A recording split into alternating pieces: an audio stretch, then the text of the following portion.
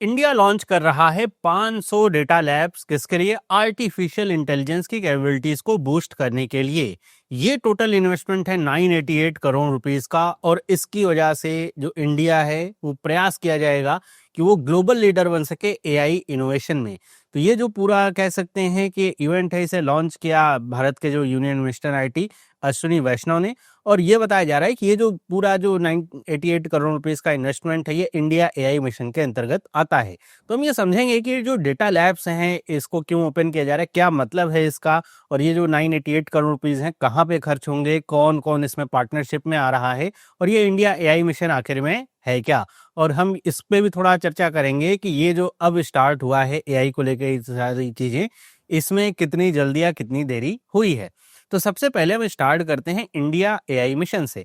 तो ये 2024 में अप्रूव किया गया था इंडिया एआई मिशन, जिसका जो बजट आउटले है वो 10,300 करोड़ रुपीस रखा गया था, ताकि जो स्वदेश में एआई कैपेबिलिटीज हैं उनको डेवलप किया जा सके। जैसे आज के समय में हम देखते हैं चैट जीपीटी, गूगल का जेमिनी, क्लाउड हो गया, डीप सीक। तो या तो आप इन्हें देखेंगे या तो ये सारी अमेरिकन कंपनीज हैं, उन्होंने बिल्ड किया हुआ है, या तो इसमें जो अगला नंबर आता है वो चाइनीज कंपनी का, और चाइनीज कंपनी ज्यादा एफिशिएंट है बजाय चैट जीपीटी और इन सारे की तुलना में।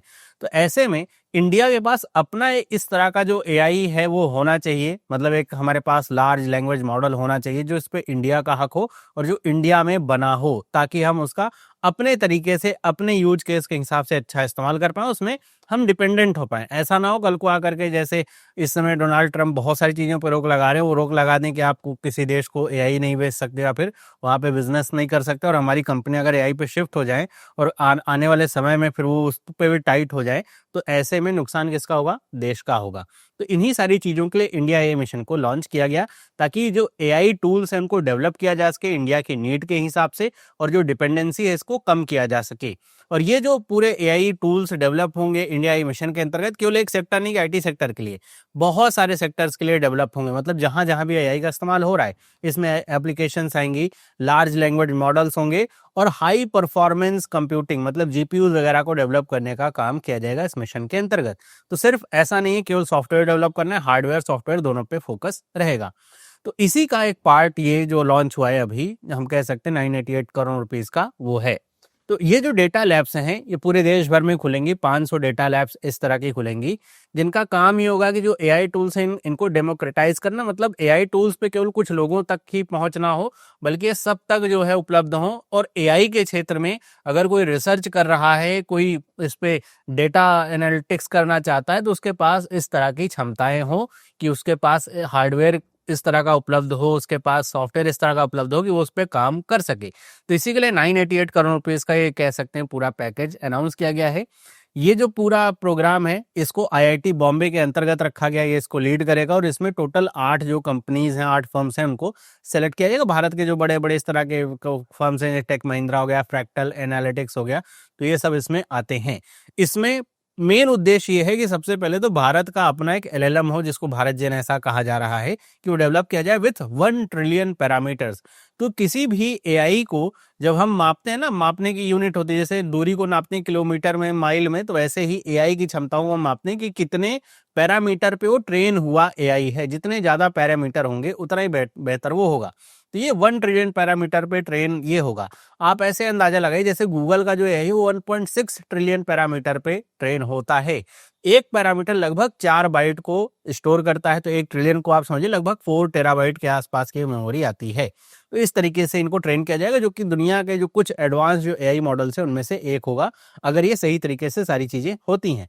और आपको पता है कि एआई को ट्रेन करने के लिए हमें जरूरत होती है जीपीयूज की, सीपीयूज की नहीं, जीपीयूज की। क्यों?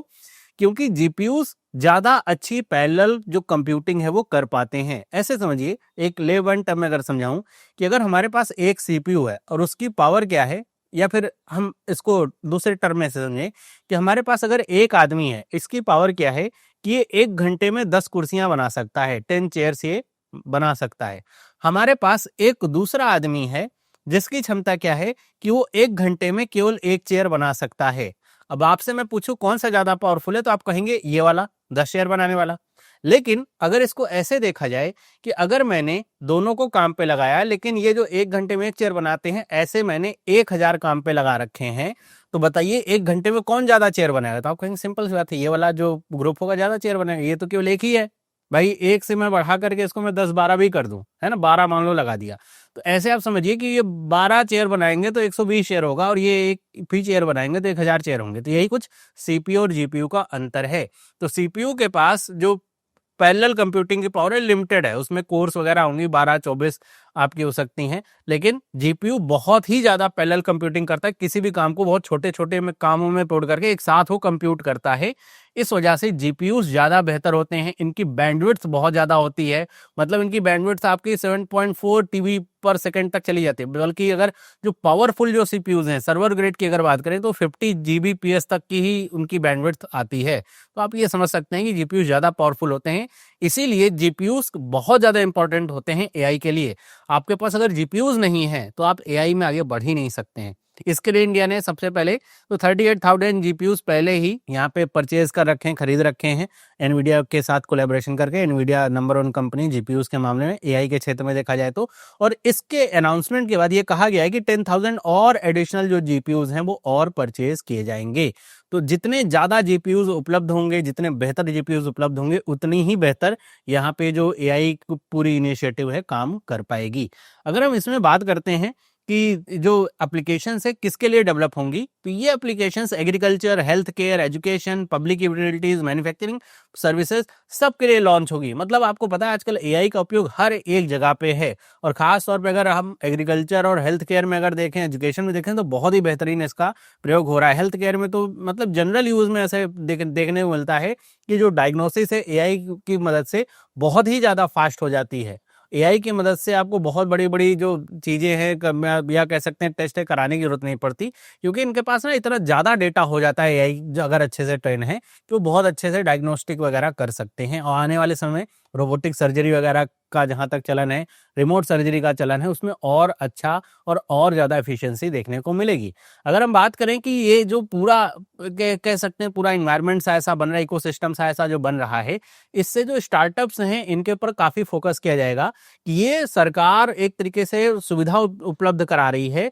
अब जो भी इस क्षेत्र में स्टार्टअप्स हैं वो आएंगे और अपने अपने जो मॉडल्स हैं वो निकालेंगे हर एक क्षेत्र के लिए स्पेसिफिक। जैसे आप अगर देखें चाइना में बहुत सारे एआई मॉडल्स पहले ही आ चुके हैं। डीप सीक वगैरह का तो अभी एक रिपोर्ट आई थी कि उन्होंने बहुत ही कम पैसे में उस मॉडल को ट्रेन किया, अगर कंपेयर किया जाए चैट जीपीटी या फिर गूगल के एआई से, तो उतने ही कम पैसे में ज्यादा बेहतर रिजल्ट वो दे पा रहे हैं। तो इस तरीके से भारत में भी अगर स्टार्टअप्स आएंगे, जरूरी नहीं कि हमें एआई के लिए उतना ही खर्च करना पड़ेगा जितना चैट जीपीटी के ओपन एआई को खर्च करना पड़ा है, जरूरी नहीं है, सबके काम करने के अपने तरीके होते हैं। अगर हम बात करें कि ये कैसे एआई की कैपेबिलिटीज को बूस्ट करेगा, तो सिंपल सी बात है। पहली बात ये पब्लिक प्राइवेट पार्टनरशिप है, आपको पता है सरकार इन्वेस्टमेंट कर रही है, इसमें प्राइवेट कंपनियां आ रही हैं, दोनों मिल करके एक सॉवरेन एआई जो मॉडल है वो बनाने वाले हैं, मतलब भारत का स्वदेशी मॉडल जिसमें भारत का अधिकार होगा।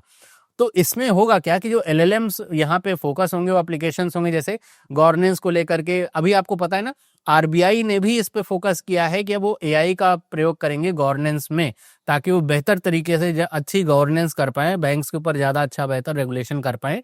तो वो भी अब धीरे धीरे एआई पे शिफ्ट हो रहे हैं, हर एक चीजें एआई पे शिफ्ट हो रही हैं। जितना बेहतर एआई होगा उतना ही बेहतर और इफिशियंट जो टास्क मैनेजमेंट है वो हो पाएगा। तो ये जो 1 ट्रिलियन पैरामीटर वाला हमारा मॉडल होने वाला है, कॉम्प्लेक्स टास्क हो गए जैसे ट्रांसलेशन हो गया, प्रिडिक्टिव एनालिटिक्स वगैरह हो गई, उसके लिए बहुत ही बेहतरीन होगा। तो इस तरह का अगर ट्रेनिंग होगी तो टेक्नोलॉजिकल एडवांसमेंट देखने को मिलेगी ही मिलेगी।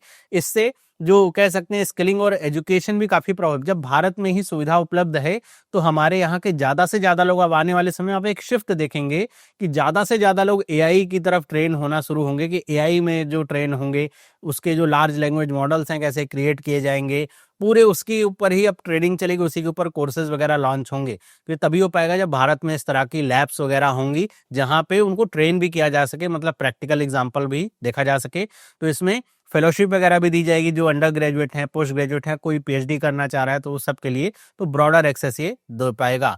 अगर हम बात करें इससे रिलेटेड रिफॉर्म्स की, तो इसमें ये देखिए कि एक digital personal data protection bill आने वाला है, जिसके लिए जो रूल्स वगैरह फाइनलाइज किए जा रहे हैं। इसके साथ ही यहाँ पे कैसे एक अभी और आने वाला मतलब 3-4 कंसल्टेशन इसके लिए हुए हैं, ये अब जल्दी लॉन्च होगा कि एआई से जितने फायदे हैं उतने नुकसान भी आप सबको पता है।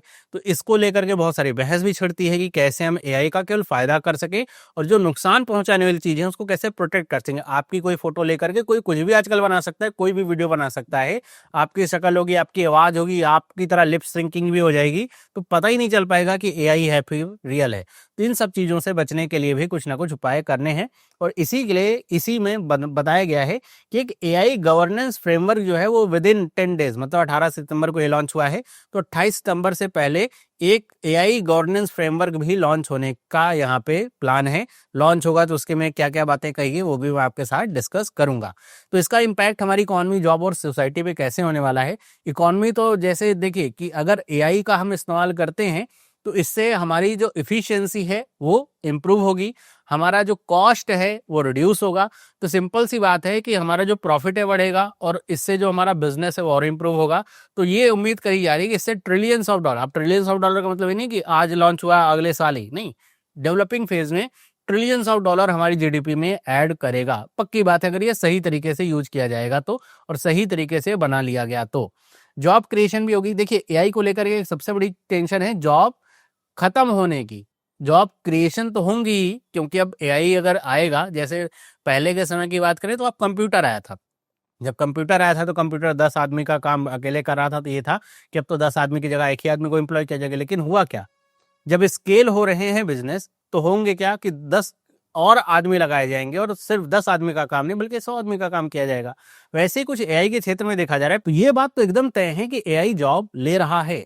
सारी टेक कंपनियों में छटनियां हो रही हैं, लेकिन इससे आने वाले समय में जॉब क्रिएट भी होंगी, क्योंकि आने वाले समय जब सारी चीजें एआई पे शिफ्ट होंगी तो एआई में ट्रेन जो लोग होंगे उनकी डिमांड होगी। एआई में जितनी भी स्किलिंग वगैरह की नीड है आने वाले समय में, भाई उसको भी तो मेंटेन करने के लिए कोई ना कोई चाहिए। तो उसके लिए जो जॉब क्रिएशन है वो भी होगा। इसका सोशल इंपैक्ट ऐसा होगा कि जो एआई है उससे ज्यादा बेहतर हम कह सकते हैं गवर्नेंस आ सकती है। जो लूप होल्स हैं, जो लीकेजेस हैं, वो हमारे जो है उनको फिल किया जा सकता है। तो जो सोशल इंपैक्ट है इसका पड़ेगा, ये तय सी बात है। हम इसे एग्रीकल्चर में यूज करेंगे, रूरल इलाकों में यूज करेंगे, तो इससे जो सोशल इंपैक्ट है वो भी आएगा। तो इसका जो इंपैक्ट है वो तीनों तरफ से पड़ेगा और सिंपल सी बात है एआई है तो इसके फायदे और नुकसान दोनों होंगे। सिंपल सा वैसे ही है जैसे आप अगर कोई हथियार भी लेके चलेंगे तो उसका अगर फायदा है तो उसका नुकसान भी है, सिर्फ वैसे ही समझिए आप इसे। आप उसी सेम कंप्यूटर से कुछ वेबसाइट बना भी सकते हो, उसी सेम कंप्यूटर से किसी की वेबसाइट हैक भी कर सकते हो, डिपेंड करता है कौन से यूज कर रहा है। अब यहाँ पे बात करें कि क्या इंडिया के कदम उठाया गया, जो ये है थोड़ा लेट है। हाँ लेट तो है, क्योंकि अगर आप देखेंगे तो अमेरिका, चाइना, इन जैसे देशों में एआई बहुत तेजी से आगे बढ़ रहा है। और इसमें बात करें अगर चाइना की, तो सबसे ज्यादा जो रिसर्च पेपर हैं एआई के मामले में वो चाइना के आ रहे हैं। ऐसे में चाइना लीड कर रहा है। चाइना में पहले से ही 3-4 एकदम फुल फ्लेजेड मॉडल जो है वो एआई के आ चुके हैं। तो हो सकता है जब तक हम इस 1 ट्रिलियन पैरामीटर के एआई को बनाएं, ट्रेन करें, तब तक वो थोड़ा और आगे बढ़ जाएंगे, क्योंकि हमारा थोड़ा सा कदम इसमें लेट है, लगभग 4-5 सालों का। लेकिन अगर इसको सही तरीके से अभी भी इम्प्लीमेंट किया गया तो ये जो गैप है ये फिल हो जाएगा, क्योंकि अब हम आगे बढ़ेंगे तो उसने हेल्प भी हमारी एआई ही करेगा। बाकी आपका क्या विचार है आप मुझे कमेंट करके जरूर बताइएगा। वीडियो अगर इन्फॉर्मेटिव लगी है, अच्छी लगी तो वीडियो को लाइक करिए। इस तरह की और बहुत सारी वीडियोस के लिए चैनल को सब्सक्राइब कर लीजिए। बहुत सारी वीडियोस मैंने बना रखी है, प्लेलिस्ट में जाएंगे तो आपको सारी वीडियोस मिलेंगी। मिलते हैं अगली वीडियो में, सभी लोगों को बाय।